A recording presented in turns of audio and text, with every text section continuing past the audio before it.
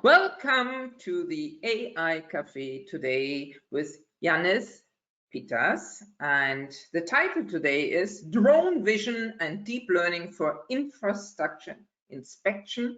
And the moderators are today Carl McWilliams and Teresa Felchens from Grassroots Arts. And please take notice that the session will be recorded. No confidential information shall be shared in the cafe session. In this cafe, the speakers express their personal view and opinions. This is not necessarily the AI for media opinion. Sorry.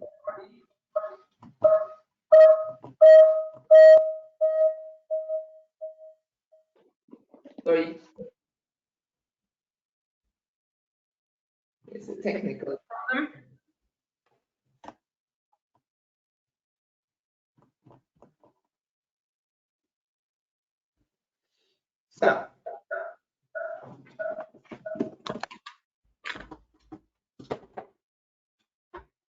So now we are starting. I'm sorry. What is the cafe about? The cafe offers a series of live web sessions which is taking place regularly, and the cafe is an online forum to gain insights into the European AI scene. Thank you for everybody coming. I see all participants to the cafe are coming in. Please feel free to send us your questions, and when Professor Yannis Peters is making his presentation afterwards, we will read the questions to the speaker and answer hopefully all your questions. Now we're coming to the highlight. This is to Professor Yannis Peters. Hello. Hello. Hello. Hello. Professor Yannis Peters, IEEE Fellow, IEEE Distinguished Lecturer, Eura ZIP Fellow, received a diploma and PhD degree in electrical engineering, both from the Aristotle University of Thessalonica, Greece. Since 1994, he has been a professor at the Department of Informatics and director of the Artificial Intelligence and Information Analysis AIIA Lab. He served as a visiting professor at several universities.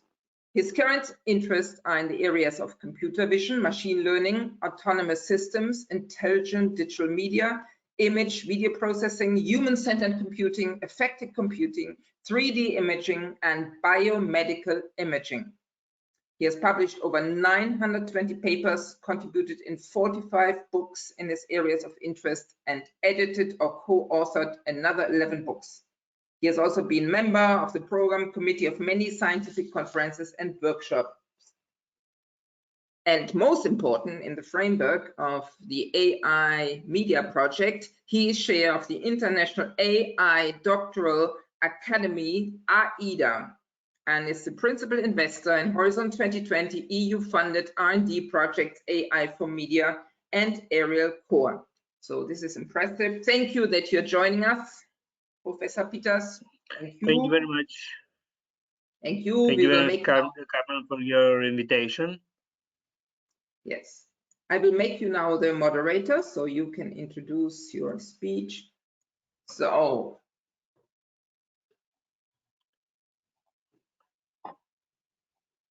okay. Do you see now my full screen? Yes. And you hear me? I understand. Okay.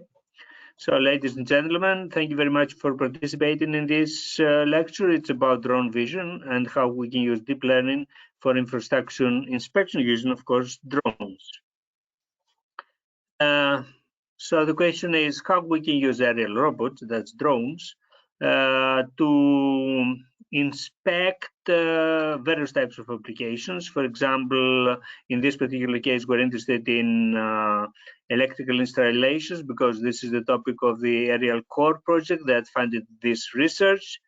And in there we have elongated structures because we have high voltage electric lines and electric towers and insulators that we want to inspect and then do maintenance.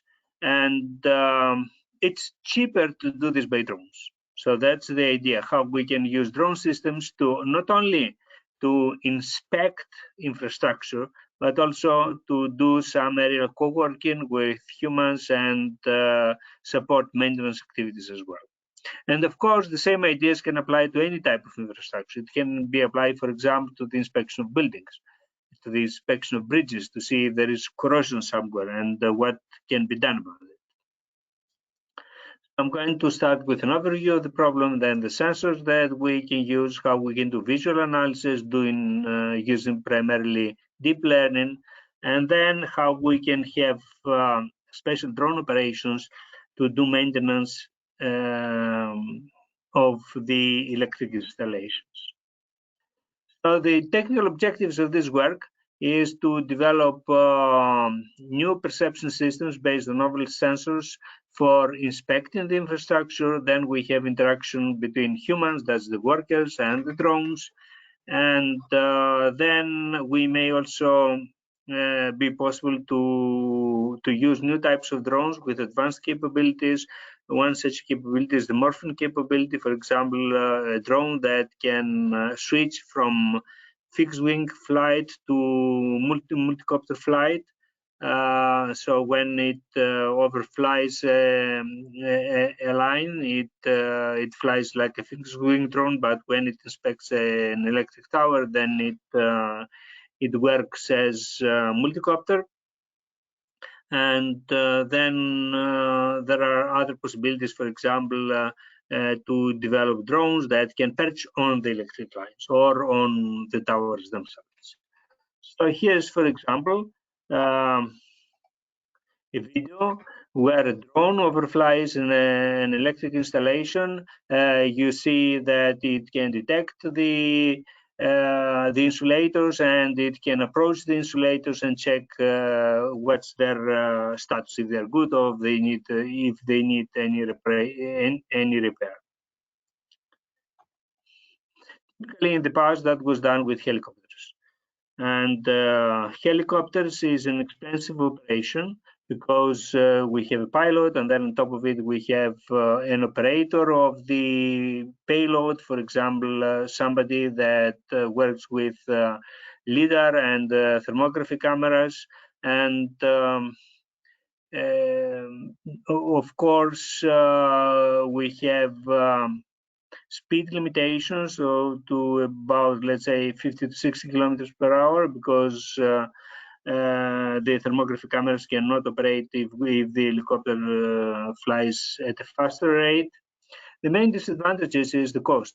The cost of using helicopters for inspecting electrical installations is about 40 euros per kilometer, which can be significant. And there are difficulties to detect the devices, for example, insulators. There are issues related to safety, because at least 2 persons should fly with the helicopter. And then the turnout for producing the report for this inspection is rather lengthy. And it's a slow procedure. So if we inspect 200 kilometers of a line, then we need 2 weeks to prepare the final report. And here are some examples where helicopters are used not only for inspecting the lines, but also for doing repairs. For example, in this particular case, you can see here that this worker installs an anti-bird system, or it can clean, or he or she can clean an insulator on the power lines. And for example, when installing anti-bird systems, then there are national regulations that have to be enforced. For example, such anti-bird system should be installed every 5 to 10 minutes. Then the question is how to deinstall all the devices, and it's a dangerous, slow, and costly procedure that is best automated using drones. And then we have the so-called co-working activities. Here, for example, we have 2 workers that do repairs in the electrical installation, and then the drone can cooperate with them, first of all, for safety reasons, so that we are sure that these two workers operate safely with the proper safety procedures, and also drones can help them. For example, if they forgot to get a particular tool, the drone can land, get the tool, and then fetch it to them. The question is what types of sensors we need for infrastructure inspection. First of all, we need thermography, because if an insulator, for example, is faulty, then we have electric current that goes through the insulator, and then this heats up the insulator, and then we can detect it using infrared imaging. If we want to find 3D geometry of the scene, for example, how the electrical lines are located, where they are located, in if they are at a safe distance from vegetation. Here you see vegetation, here you see the electric lines, so there should be a safe distance between the two. And then we can have, of course, cameras that can give detailed images of certain elements of the electric installation. For example, we can get good images of bolts, and we can check whether the bolts are corroded or not. And of course, cameras and videos are the most important imaging sensor. We can have very good detail by using such images. For example, we have a resolution of 1 pixel per 2 millimeters, for example, and it's a very cheap payload for drones, and it's not heavy. And then we have thermography. Thermography is essentially done by infrared cameras, and then such cameras detect the hot spots in an electric tower. The thermography sensors have rather limited resolution, and they should not move too fast. So this means that we have to limit the drone speed or the helicopter speed to about 50 to 60 kilometers per hour. Then regarding the 3D mapping of the entire installation, we can do 3D mapping using LIDAR. So essentially, LIDAR is a time-of-flight device. We send laser beams to different directions, and then we record the reflection, and then we use the time of flight to find the distance of the reflecting point from LIDAR. And then this means that we can create a 3D point cloud that describes the scene, including, of course, the electric towers, electric lines, and so on. And then we can have other types of sensors. For example, we have the 3D VGA time-of-flight cameras, where we can find depth information. Here, this is not really visual information. This is depth information for a particular person. And we can create 3D video frames rather than 3D point clouds. Here you see how this is done for indoors, but it can also be done in an outdoors environment. Then we have the so-called event cameras that can process video information quite fast. They can handle latency and motion blur. They have high dynamic range. So the latency is about 1 microsecond. The power consumption is very small, 1 milliwatt versus 1 watt for classical cameras. They have high dynamic range that is needed in outdoors environments, because sometimes the camera faces towards the sun, or sometimes it faces towards dark regions like the forested areas. So we have to have high dynamic range. And this is very good because by using such cameras, we can compress also the video information, because essentially we record only the video motion rather than video images. Now, what are the research tasks when we have infrastructure inspection? First of all, we have to do 3D world mapping. This means that we have to have 3D models of the various elements like the electric towers, the 3D electrical lines, and so on. And then we have to attach semantics to them. For example, this particular point here is an electric line, but this one is a pole. So this is semantics information. And then we should use learning methods to do object detection and tracking. Here, for example, we have electric insulators, several of them. So we detect them, and then we track them, and possibly the drone can fly close to those insulators and check if they're in good status or not. And then we have a human-drone interaction. The workers that are up in on an electric tower, they should use gesture drone control, because they cannot really use the joystick to control the drone. Sometimes body posture information is important to know for safety reasons, and human action recognition as well, to check if the safety guidelines are followed. And in certain cases, if we want to check the status of a worker, we have to take frontal views of this particular person. In this particular case, we need to have facial pose estimation. So we have to solve all of these problems using primarily deep learning techniques. So for example, we can use CNNs or transformers for object detection. And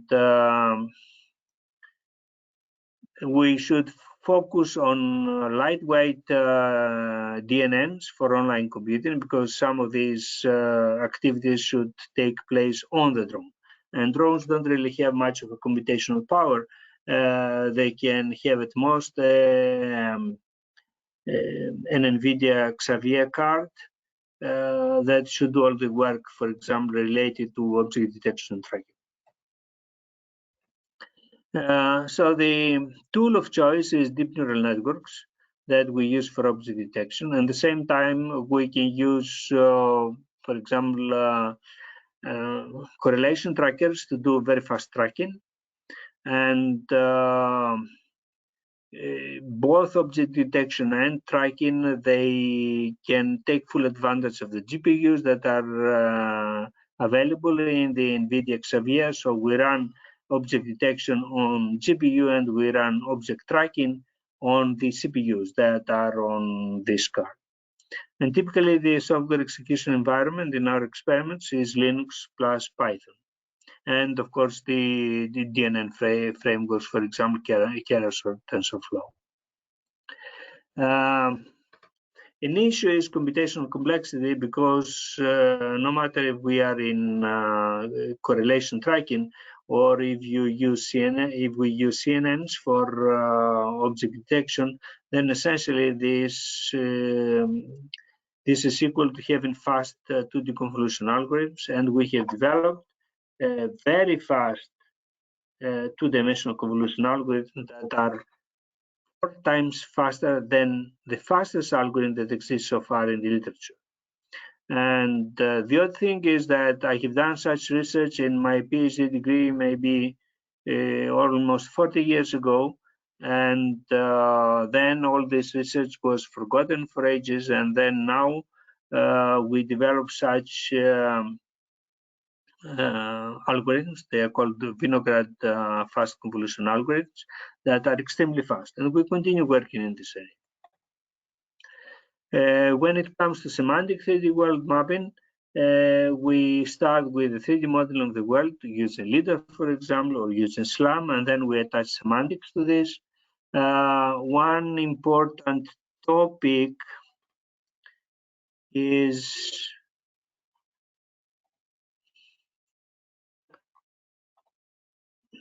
semantic image segmentation. Here, for example, you see that we have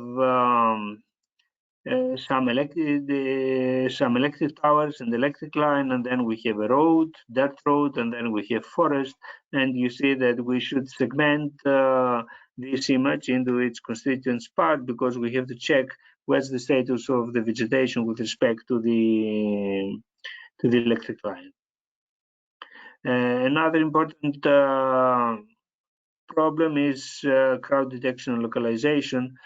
We should detect humans in the vicinity of drones because this is a safety requirement. For example, drones cannot overfly crowds. Here on the left-hand side, you see a video where we do a pretty good job in semantic video segmentation. We can detect, for example, the forested areas and the areas where there are there's no there's no forest, and we do it using a multitask CNN. Where we estimate together the depth information of the scene and do segmentation at the same time, and the results are really good. Here we do again semantic 3D world mapping. We find depth information first of all, then we identify trees, and then we superimpose semantic information on the 3D data cloud points that we have, and the result is quite interesting. Here, for example, we have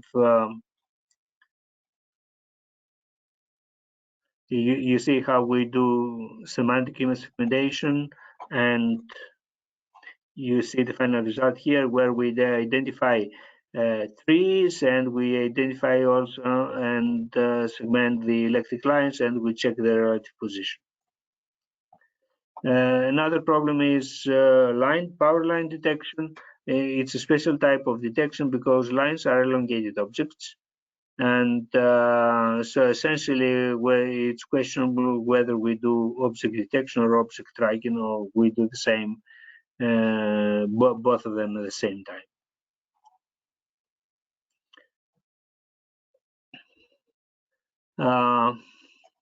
Here you see some results for power line tracking using event cameras. That was done by University of Zurich in this project aerial core. So you see that the drone overflies the power line, and then you see both the image of the line and in red the detected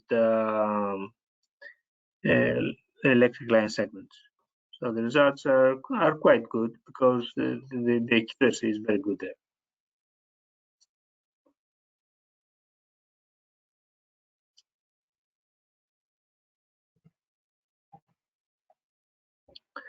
And then there are installation elements like, for example, insulators that we have to detect and track. And DESA, which is a Spanish electric company, provides us data, and we have trained algorithms based on SSD and with Tetra as well, and we found fairly good accuracy for object detection. Speed is quite good as well, so if we combine object detection and tracking, then we almost can perform real-time detection and tracking of those elements. Of course, we have several of these elements on each electric tower, so we have to do multiple object detection and tracking, and we try to solve this issue now so that we can detect and track many such objects at the same time. So essentially, we have a combination of object detectors that are transformer-based and tracking techniques that are either based on correlation filters or are based on CNNs as well. And the object detector periodically reinitializes the tracker. And you see that the performance that we get is quite good.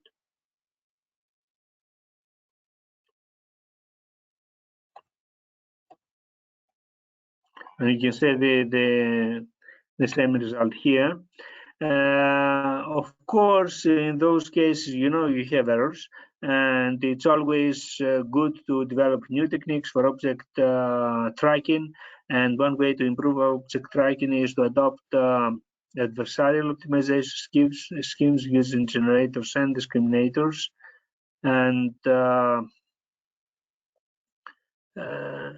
by doing so, we had increased performance. In this particular case, you see now that we can detect humans as well, because human detection is important when the drone has to cooperate with the human. Another issue is robustness of the visual object tracking versus noise. There are cases where we have noise when we acquire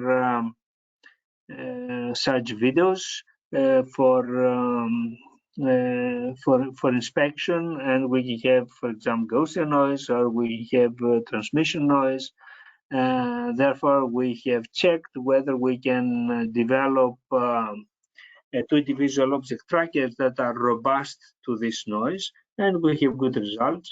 Here, for example, you can see that this is a regular drone image. We add noise, and many trackers fail in the presence of noise. In our case, we have developed robust techniques that can handle noisy videos very efficiently.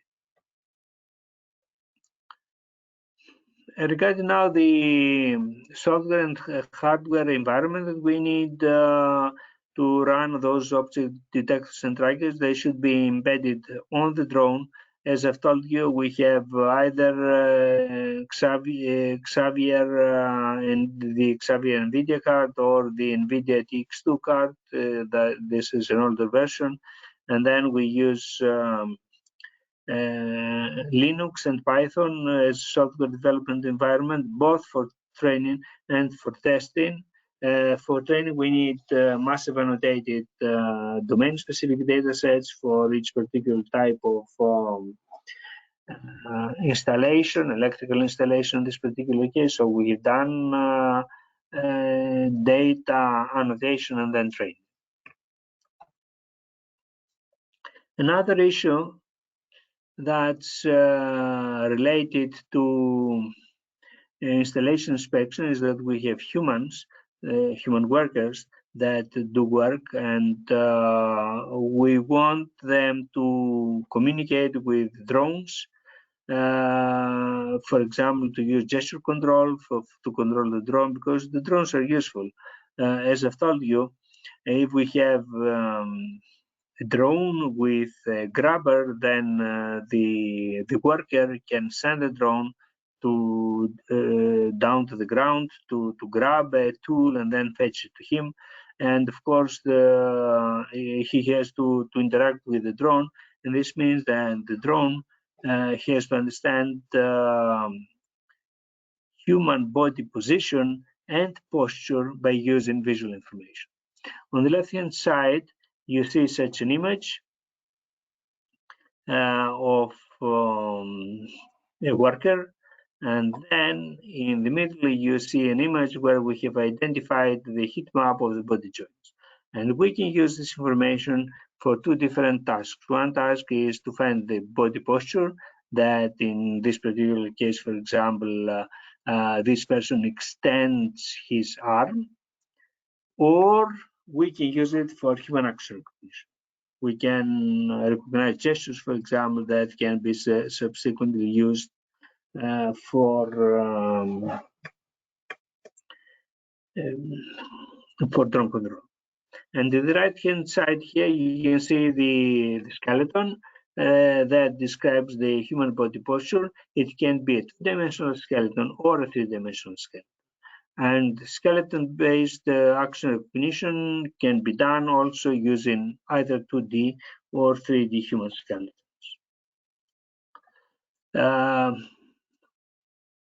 When it comes to aerial co-worker functionalities, First of all, as I've told you, such functionalities are needed for safety. So the drone can verify that the technician follows safety rules, and the drone can perceive the technician's current activity, and it can interact visually with the technician using hand gestures.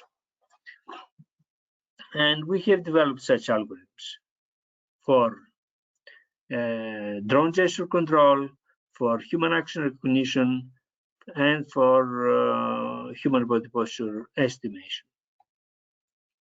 So here, for example, in the left-hand side, you see how we have detected the human body from an image.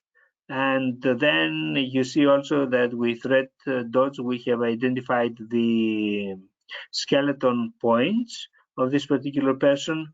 And then we have fitted in the right-hand side the 2D skeleton of this person.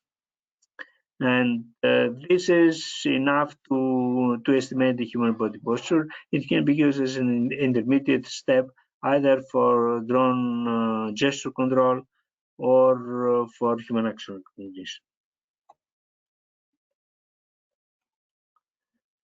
Here you see again an original image of a person. You see the body joint head, the head maps, and then you see also the skeleton that we have found, which defines the human body posture. When it comes to human action recognition, essentially we have visual information of a human or multiple humans, and then we have to use, let's say, 15 frames, video frames, to understand, recognize what this human is doing, whether he runs or walks or jumps. And this can be done in various different ways. It can be done using visual information here, or it can be done using 2D or 3D skeleton information. Another issue is human pose estimation. Sometimes, as I've told you, we want frontal images of a person. This means that the drone has to move itself in front of a person and then take a frontal picture. But then we have to define, first of all, what's frontal picture. This means that we have to define a system of 3D coordinates in front of the person, and then find the orientation of the camera versus this coordinate system. And this is doable, and it is doable through deep learning as well. When it comes to gesture recognition, we need certain gestures to control the drone. For example, we have to make the drone move to the right or to the left. This can be done by extending the arm of the pilot to the right or to the left, or we can cross arms, or we can raise one arm upwards. This means that the drone should move upwards. We can use the OK sign, for example, thumbs up, so that the drone understands that it executed a certain task properly. So we have, first of all, to define gestures for drone control. There was no such a thing till now, but we have created such a drone control language using gestures, primarily relying on the gesture language that the US Army uses for communication between pilots and ground personnel. You know that in those cases, when an airplane, a fighter jet, is about to take off, then there must be a communication between the pilot and the ground staff, and it's a very noisy environment, of course. And one way to do this type of communication is using gestures. So there is a gesture language that was developed for military applications. So we took this language and we branded it a little bit, and we retained only some of those gestures. For example, thumbs up, cross arms, victory sign, and so on. And we have created the appropriate training data set using the existing data sets, and on top of it, we have done also some video acquisition by ourselves. And by using a combination of CNN and LSTM networks, we achieved an accuracy for gesture recognition of about 90%, which is very good. It's more than enough for our applications. And then we had to do human posture estimation. By the way, please know that there is a big mix-up in the literature because we have two terms. One is human posture and the other is human pose. And in the literature, there is a big mix-up between these two terms. My definition is the following one. When we speak about human pose, for example, facial pose, I always refer to the relation between the face coordinate system and the camera coordinate system. So this is camera dependent, where the camera is. When I talk about human posture, then this refers always to articulated objects. Human body is an articulated object. And in this particular case, essentially the human posture defines the ankles and the various skeleton joints that define the position of the arms and feet and so on of the human body. So there should be a difference in the literature between human posture and human pose, but as I've told you, there is a confusion regarding those two terms. Here, for example, you can see two different things. Three different things. First of all, we have a video. First of all, we detect and track the human. And then you see the blue bounding box around the human. Then we do skeleton estimation that defines the human pose. And if you see in the upper left corner of this image, you see the gesture that the person is doing right now. He is raising one arm upwards. And this can be used, of course, for drone control using gestures. Here, the gesture is cross arms.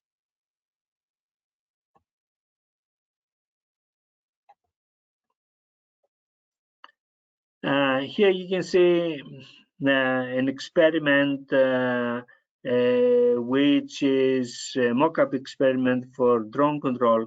We have true human body detection and skeleton detection, but then this is used to control a virtual drone. Because on the right-hand side, you see the virtual drone. Right now, the gesture was for a drone to move upwards. It did. Now the person instructs the drone to move to the right, and it does with a certain delay in this particular case because the system has not been fully developed. And now the drone should move upwards, and it does move upwards. So the results that we have are quite good, I would say. Now the drone should move to the right again, and it does move to the right.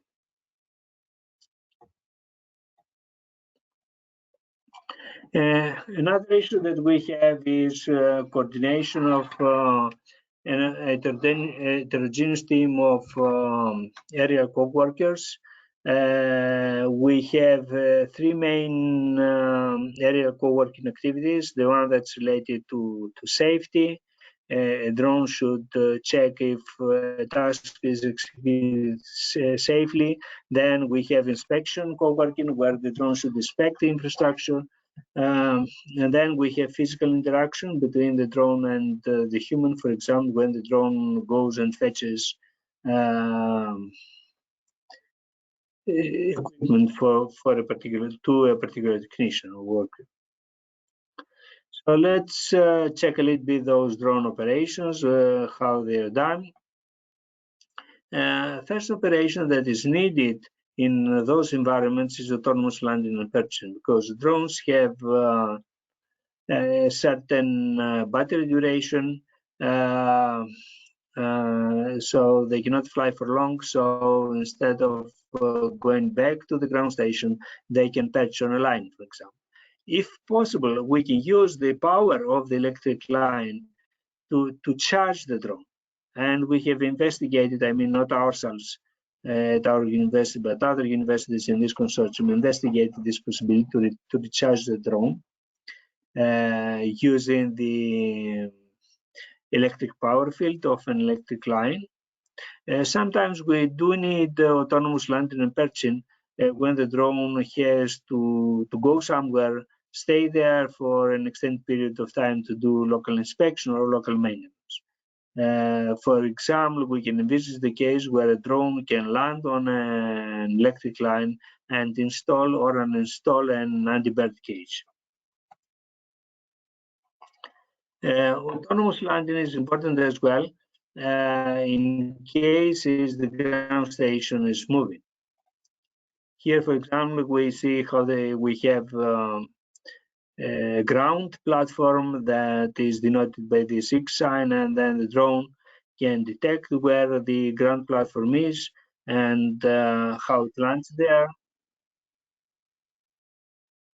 The results are quite good. They could be better, of course. So we now try to do such testings in outdoors environments. And then when it comes to autonomous perching, first of all, we have to localize, for example, the area where the drone is going to perch, electric line, using LIDAR. And then we have multi-sensor visual surveying using cameras or inverted cameras so that the drone goes safely close to this electric line. And then it has to have a manipulator to grab itself from the line and perch on the line. And to this end, other partners in this project, Aerial Core, they have developed bio-inspired actuators for co-working, and those actuators essentially they can be used either to grab tools or to land, to perch on pipes, electric pipes, for example, or lines. Here you see how drone is equipped with 2 things: a perching device to perch on the electric line, and also it has another device, this one here with red, which is a robotic hand to grab a tool and fetch it.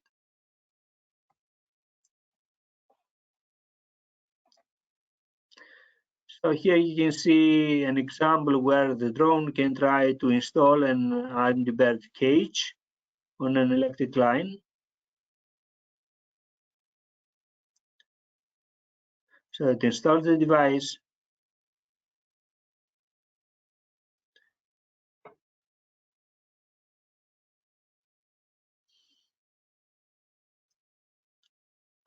The device has been installed.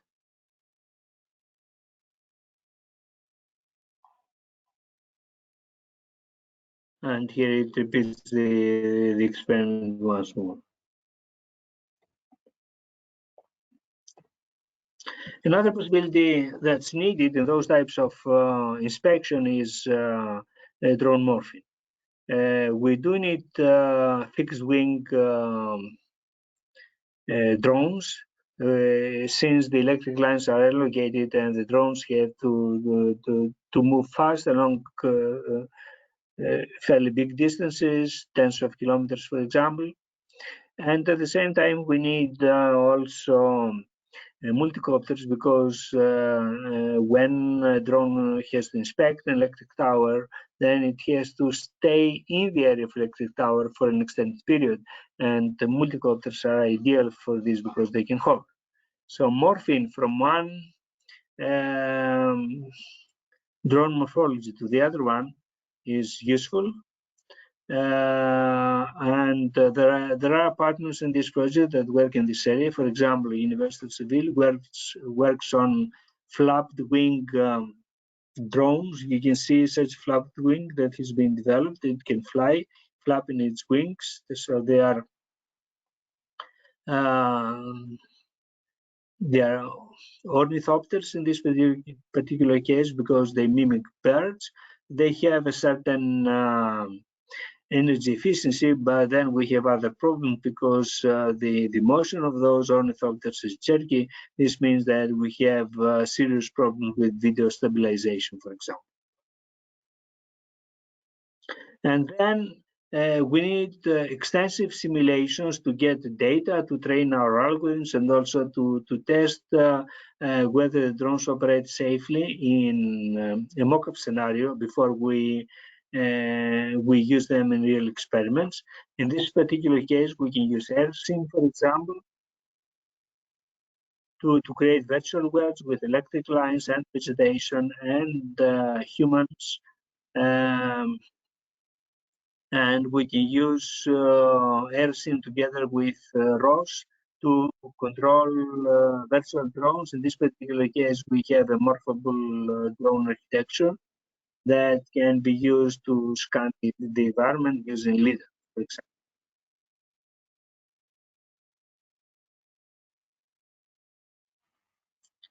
example. That's all on my side.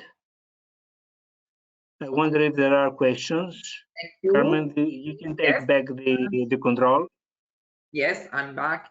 I'm taking also the control. Meanwhile, the main question is always, will you share your presentation and do you share with us the recording? The recording is certainly.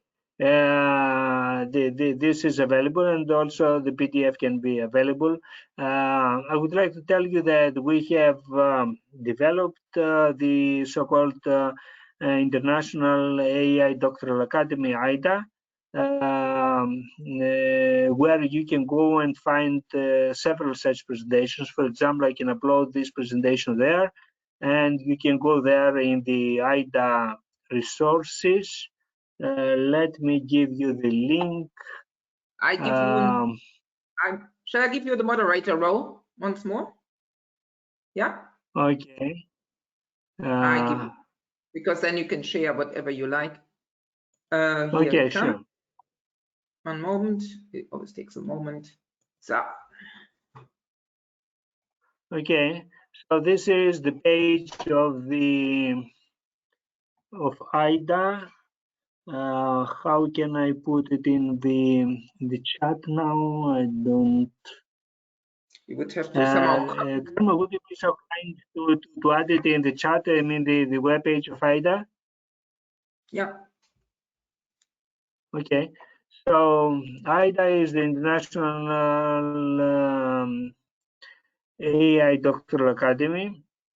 It has right now about 73 members, top European universities on AI, and also companies and research centers, and all 5 ICT 48 flagship projects on AI funded by the European Union participate.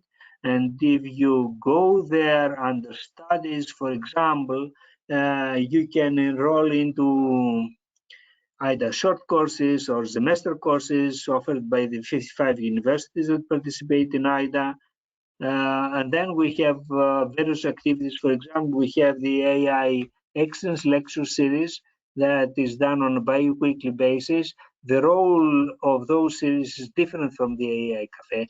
It's more, let's say, about more academic topics with possibly some theory and at more advanced level, because the entire activity is IDA is about mostly PhD studies. And of course, as you see here, we have also the AI Cafe that is sponsored by IDA. When it comes to resources, then we have IDA Educational Resource Repository. If you go in here, you're going to see that several of those topics, research recommendation, for example, you can go and find a PDF on this area. I'm going to upload there also the lecture that I delivered today. A past AI Cafe lecture is here as well on deep video summarization that I delivered in the AI Cafe maybe a month ago or so. And then also, if you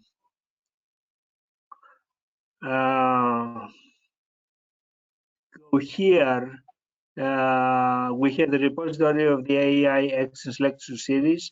Essentially, these are presentations by top researchers worldwide on various topics. For example, federated learning.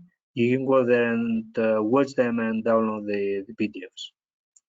And if your university participates in IDA, is an IDA member, then you can become an IDA student and get a certificate of the courses that you have attended. It can be something like a compendium to your PhD degree. If your university is not an IDA member, then you can always participate in the IDA courses as an external participant, no matter if you are a PhD student or not. Okay, super. Now some questions. Mario, from Mario comes now one. Data is key, and previously I was not aware of another big data set than from the Nguyen publication, 30K images. You used a screenshot from Nguyen, N-G-U-Y-E-N. The NDISA dataset is new to me. What are the conditions under which one gets access to that data? Well, we have developed here at AUTH data sets for many different tasks related to drone imaging, either in a previous project that was multi-drone, or in aerial core, or in AI for media as well. So we have a number of data sets. You can go to the pages of those three projects, and in there you can find instructions. First of all, you can find what data sets are of interest to you, and then there are forms related to the application to get those data, and you can you fill these forms, you send them to us, and you get the data for free. So maybe we have 10, 20, 30 different data sets. I don't remember how many we have. For each one of them, you fill the form, you submit it to us, and you get a link to download the data. Thank you. Maybe Teresa, you want a question? Yeah, we have a question from Cedric. Does the lines detection with event camera was done using a neural network? To be honest, I'm not sure about this because this is not the work that we have done. It's University of Zurich, Professor Scaramuzza's team that works on event cameras and also does line detection using CNN. So I'm not really current on how exactly they do it. I have to tell you that a lot of work that I presented here is our work from our group, but there is also work that has been reported by other partners in the aerial core project, and they have been included in this presentation as well. Okay. Then maybe the next one from Cedric as well. Using an event camera on a mobile platform may generate a lot of data. What is your experience? Is it the case or not?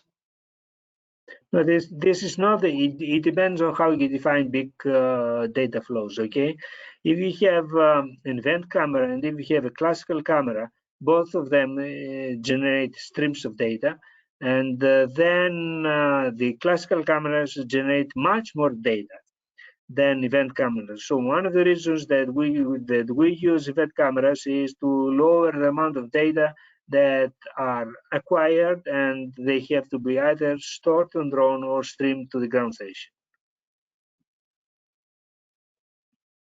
Okay. So now we have again Mario. There's two people who are very busy writing questions. Hello, and thank you for answering questions. Those definite FPS, frame per second numbers, is it this? FPS numbers for detection and tracking? Yes, FPS is frame per second. Are those based on an NVDA Xavier or TX2? What library is used for the implementation? TensorFlow? So they are on certainly on Xavier. Okay.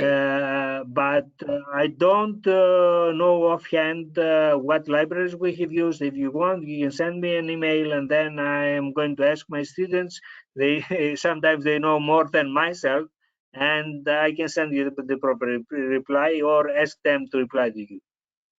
Okay, great. And then last question from him: is the drone remotely guided or is it autonomously flying? They can be both. So to collect data, typically we do manual flights, but later on we have to show also autonomous drone operation in those cases, because ideally the drone should fly autonomously based on, for example, gesture control. Okay. And now last are the drones used a commercial off-the-shelf drone? I mean, were they commercial, or was it a professional custom drone? In this particular case, it's difficult to do work with commercial drones because sometimes their architecture is not really open. So we use a drone platform, for example, from DJI, and then we add the payload that we want, the cameras that we want, for example, and also the processing units that we want. Essentially, at the end, the drone is custom made. And then you have the sensors that you want to have. The architecture is open. It's typically ROS based, and you can develop any algorithm you want. You can upload it in the system, and then you can run it. So that's how we primarily work. Okay. So it's 3 minutes to go. So I think we are now for today. It was a great day, great presentation, and as you all heard, there will be a recording afterwards, which I sent first, of course, to Professor Peters. If he says green light, please publish. It will be published, as always, on the AI Cafe channel in YouTube. And so I'm very happy that you were here, and have a nice afternoon. And if you have more particular questions, please send them either directly to me, or then I forward them to Professor Peters, or directly to Professor Peters. But make AIDA. Yes. And AIDA, check out AIDA. It's a really cool thing. It's an International Artificial Intelligence Doctoral Academy, as you see here. There's constantly lectures, so please join as speaker as well as students. And thank you very much, and have a nice day. No? Thank you. Bye. Bye. Bye-bye.